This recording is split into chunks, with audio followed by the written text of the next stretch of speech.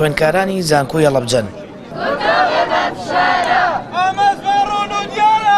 بۆ داواکردنی دەرماڵە و چارەسەرکردنی گرفتی بەشە ناوخۆیی هاتوونەتە سەر شەقام و بایکۆتی خوێندنیان ڕاگەیاندووە.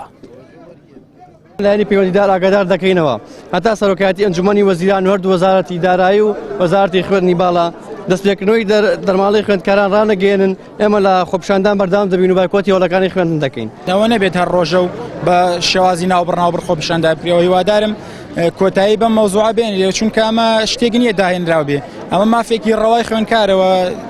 ڕجامان وایە لە لایەنی بەرپرس کۆتایی بەم مەوزوعە بێنێ یان یەکلایەمان کاتەوە. لۆکو خوێندکارێکی زانکۆی هەڵەبجە کێکێکیان خۆمم وەکو خوێندکارێکی زانکۆ کە لێرە پاراڵێڵم داوامان ئەوەیە کە کرێ خوێندنمان بۆ کەم بکرێتەوە، هەم لەگەڵ مافی ڕەوایی تەلەبەکانی کێشان وەکو کرێ خوێندن پێیان بدرێت کە وەکو دەرماڵەیەک بدرێت بە خوێندکارانی کە ئێمە لێرە بۆ دوو مەبەست هاتووین.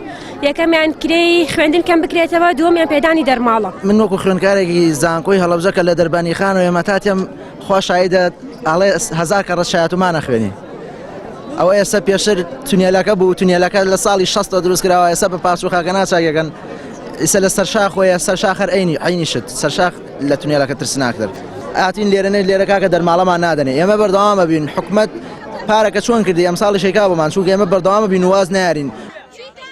لە قەزای چەمچەماڵیش بەشێک لە خوێندکاران هەرێک لە زانکۆی چەرمە و پەیمانگای تەکنیکی بۆی پێنەدانی دەرماڵەکانیانەوە بایکۆتی وەڵەکانی خوێندنیان کرد و گردبوونەوەی ناڕزایەتیان ئەنجامدا. باسییان لەوە کرد پێدانی دەرماڵەکانیان مافێکی سادە و سەرەتایی خۆیانە، بەڵام سەرڕای بەڵێنەکانی لایەنە پەیوەندیدارەکان لە ماوەکانی ڕابردوودا حکوومەت دەستیان پێدەکات و دەرماڵەکانیان پێنادات. ئاماژەش بۆ دەکەن هاودەنگن لەگەڵ سەرجەم خوێندکارانی زانکۆکانی دیکەیرێمی کوردستان و لە ئەگەری جێبەجێ نەکردنی داواکاریەکانیان لە ڕۆژانی ئایندەشدا بەردەوام دەبن لە بایکۆتکردنی وەڵەکانی خوێندن و دەربڕینی ناڕزایەتیەکانیان. وەک خوێندکاران هەر مانگی شەشی پارەکەمان پێدراوە، هیچ مانگمان پێ نەدراوە ئەم ساڵەکە.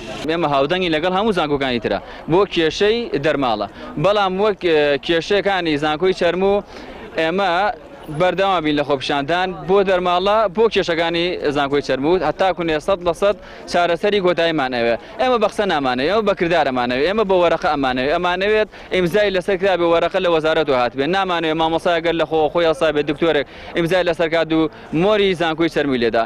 ڕاستی ئەوە مافێکی سەرەتایی خوێندکارانە بە گشتی لە هەموو شوێنەکان، بە تایبەتیش لە کوردستان کە خوێندکار وەکو زانکۆکانی دەرەوە ناخوێنێت تاوەکو ئەوەی پێیان وابێت دەرماڵە پێدانی دەرماڵە شتێکی ئەوە ئاساییە. ئێمە لە زانکۆکانی کوردستان ناخوێن نەک لە دەرەوە تاوەکو خۆمان خەرجی خوێندنی خۆمان دابینکەین. بۆیە پێویستە دەرماڵە بدرێ بە خوێندکارن و مافی سەرەتایی خۆیانە. ساڵی ڕابردوو قوتابیانی زانکۆ پەیمانگەکان خۆپیشاندان و ناڕزایەتیان ئەنجامدا و حکوومەت لە بری دەرماڵە بەڵێنی پاڵپشتی داراییدا پێیان لە سەروبەندی سەرەتایکردنەوەی داوامی ساڵی نوێی خوێندنی ئەم ساڵیشدا قوتابیان و خوێندکارانی زانکۆ پەیمانگەکان هەڕەشەی ئەنجامدانی خۆپیشاندان دەکەن و دەڵێن تاکو حکوومەت بەجددی لە کاتی خۆیدا دەرماڵەکانیان پێنەدات و کێشەکانیان بۆ چارەسەر نەکات بایکۆتی خوێندن دەکەن. سامان فەتاح کەناڵی ئاسمانی پەیام هەڵەبجە.